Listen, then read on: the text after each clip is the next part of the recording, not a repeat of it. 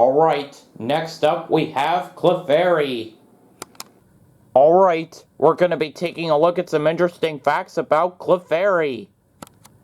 So for Clefairy's information, her weight is 7.5 kilograms, her height is 0.6 meters, she is a fairy type, her abilities are Q-Charm or Magic Guard and Friend Guard, which is its hidden ability. Her catch rate is 150, which is also 29.5%. It evolves from Cleffa when leveled up with High Friendship, and then it evolves into Clefable when exposed to a Moonstone.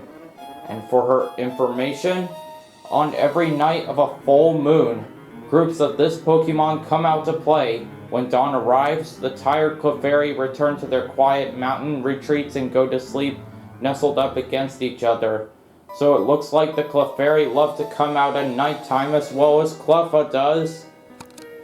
Now when it comes to Clefairy being in the spin-off games, she's made 5 major appearances.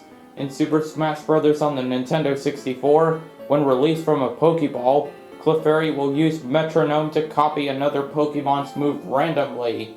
So that is pretty cool that Clefairy can copy any Pokemon's move, no matter which one you summon.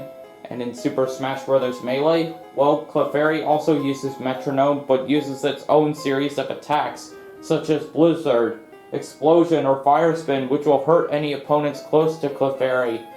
So that makes sense that Clefairy is able to use Metronome like this. And in Super Smash Bros. Ultimate, Clefairy appears as a spirit, so that is pretty cool. And in Pokemon Stadium, Clefairy stars in the mini-game, Clefairy says. Players are given a pattern of arrows to repeat back. Each time the player messes up, they will receive a strike. After 5 strikes, the player is out, and the last Clefairy standing wins. So that looks like a pretty cool game to play. And in Pokemon Diamond, Pearl, and Platinum, in Veilstone Cities, slot machines, the bonus rounds function with the Clefairy, which points to which reel to stop first. So that is pretty cool that they have that kind of game to play in Veilstone City. Now when it comes to Clefairy being in the TV series, she's made 3 major appearances. So for Clefairy being in the anime, well, multiple Clefairy were stealing things from a small Kanto town to repair their spaceship in Clefairy Tales. Jigglypuff defeated the Clefairy leader for stealing its microphone marker. The Clefairy reappeared in Wish Upon a Star shape when their spacecraft crashed in the Johto region. So that was pretty cool. And for Lusumine's Clefairy, well, Lusumine's Clefairy appeared in a fantasy and a dream encounter, where she evolved in a Clefable. She reappeared during flashbacks in Mission Total Recall, where she was seen playing with Lily. She reappeared again in another flashback in Rescuing the Unwilling. So that must have been a pretty good help there. And multiple Clefairy debuted in Clefairy and the Moonstone, where some of them evolved into Clefable after touching the Moonstone. I guess if you give a Clefairy a Moonstone, it will evolve into a Clefable. Alright, so here is Clefairy Shiny form. So basically, the only noticeable difference on Clefairy Shiny is that the ears are green instead of brown, which seems like a really good change there. And here is the QR code if you ever want to register her into Pokemon Sun and Moon or Ultra Sun and Ultra Moon. Oh, and here are some other facts that you didn't know about Clefairy, is that the prototype name for Clefairy was Area. In the Russian dub of the anime, this Pokemon was actually called that in the original series. So that's pretty funny that he was named Area. And Clefairy and its evolutions shared their category with Snubbull and Gramble, and they are all known as the fairy Pokemon.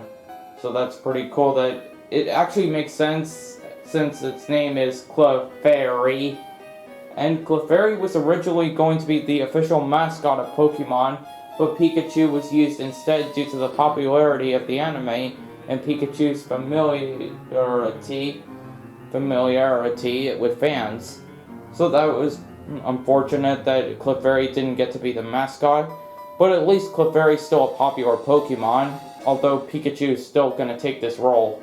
And in the original pilot episode of the anime, Clefairy was intended to be Ash's starting Pokemon. Due to a last-minute change, the role went to Pikachu, This would have made the anime closer to the Pokemon Pocket Monsters manga, which would later be referenced in Light's Camera Up to Action, where its main character Red, along with his Clefairy, starred in a film that Ash and Gary were watching when they were younger. So that was pretty cool. And the Poké Doll is an item based on Clefairy. Did you guys not even realize that? So that is pretty funny, that Poké Doll is based on a Clefairy. And also, Clefairy is the first Fairy-type Pokemon in the National Pokédex order. So it looks like Clefairy makes a great Fairy type there. Way to go, Clefairy!